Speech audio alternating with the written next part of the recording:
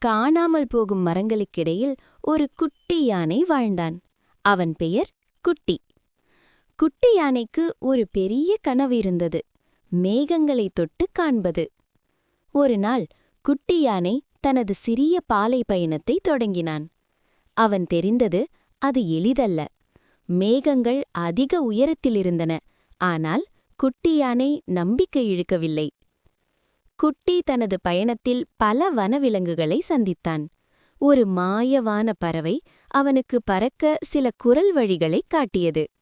ஒரு நட்சத்திரக் குரங்கு மெதுவாக படிப்படியாக மேலே ஏறுவதற்கான வழிகளை தானே கற்றுக் கொடுத்தது. குட்டி யானை ஒவ்வொரு நாளும் சிறிய முயற்சிகளுடன் பயணித்தான். காற்றின் ராகங்களை உணர்ந்தான், மலர்களின் வாசனையை அனுபவித்தான் மற்றும் தன் பாதையில் விழுந்த சிறிய சிக்கல்களை கற்றுக்கொண்டான். கடைசியில் சூரியன் மறையும் முன்னர்